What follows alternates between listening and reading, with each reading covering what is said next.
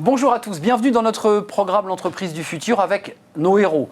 Je vous explique, héros c'est un acronyme, héros avec un H, vous le savez, comme humain, E comme engagé, R comme révolutionnaire, O comme orchestrateur et S comme solidarité. On va découvrir à travers ces lettres des acteurs, des chefs d'entreprise impliqués et je vais vous les présenter tout de suite à l'occasion de cette première lettre puisque c'est la lettre H qui débute le mot héros. Deux invités sont avec moi.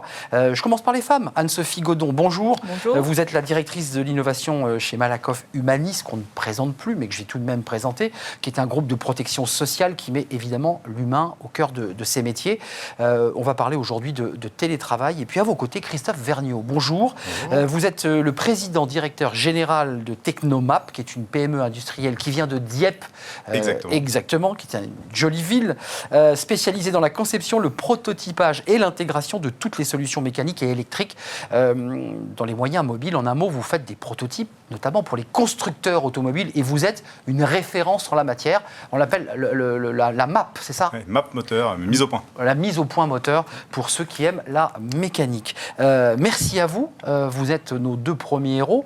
D'abord, une première question côté Malakoff Humaniste.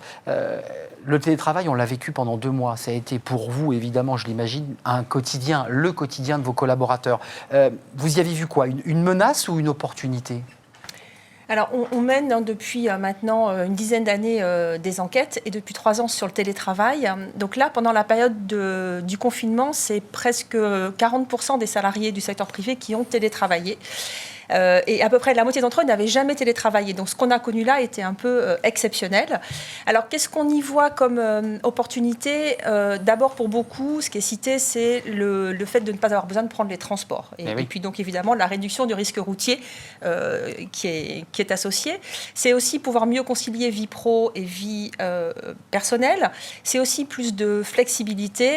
Et puis c'est aussi plus d'autonomie et de responsabilisation. Ça c'est vu du point de vue des salariés. Pour les avantages. Vergniaud, comment vous le regardez, vous, ce télétravail ? Parce que vous y avez vu une amélioration de vos performances ou ça a été plus compliqué ? Alors, c'était plus compliqué. Pour nous, ça a été, on fait partie des nouveaux dans le télétravail. On avait tout mis en place déjà auparavant, c'est-à-dire que la partie juridique, entre guillemets, était déjà calée, mais on n'avait pas cette habitude-là. Alors, peut-être le côté rural qui fait ça, mais en tout cas, on avait le plaisir de venir au travail. Voilà. Cette crise, elle nous a forcé, finalement, à s'y mettre, et notamment le bureau d'études, et on fait partie des nouveaux télétravailleurs. Donc l'habitude est prise maintenant, il va falloir qu'on trouve les bonnes pratiques, qu'on ajuste les choses, évidemment. Mais parce qu'il n'y a pas d'embouteillage à Dieppe, sans faire non, comme en banlieue parisienne. C'est exact. Mais non, ce qu'il y a surtout, c'est qu'il y a un besoin en fait, de se retrouver régulièrement, et donc ça, il faut qu'on arrive à l'ajuster. Voilà. Anne-Sophie Godon, on pérennise ou on pérennise pas ces télétravail ? Dans le groupe Malakoff Humanis, j'imagine qu'il y avait déjà du télétravail avant le confinement, mais est-ce que vous le développez ? Est-ce que vous le pérennisez ? Est-ce qu'il y a une demande ? Alors, il y a globalement une très forte demande. Presque 8 salariés sur 10 ont envie de continuer le télétravail. Et ça augmente un peu tous les mois. Et en plus, de manière un peu récurrente. Alors, chez Malakoff Humanis, on pratiquait déjà le télétravail. Donc, on a déjà un accord en place et qui va continuer à pouvoir fonctionner et qui répond assez bien, finalement, à la demande des salariés. L'humain, le social, vous l'avez évoqué tout à l'heure. Ouais.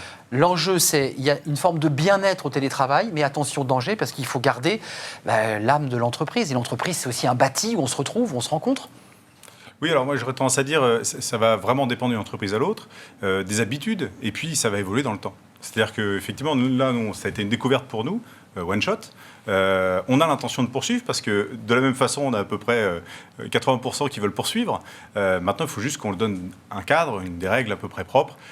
Ensemble, on va les construire avec les salariés. Question rituelle, 15 secondes chacun. Dans la semaine prochaine, dans les semaines à venir, c'est quoi l'objectif ? C'est quoi vos projets de chef d'entreprise et de responsable de l'innovation dans un grand groupe de protection sociale ?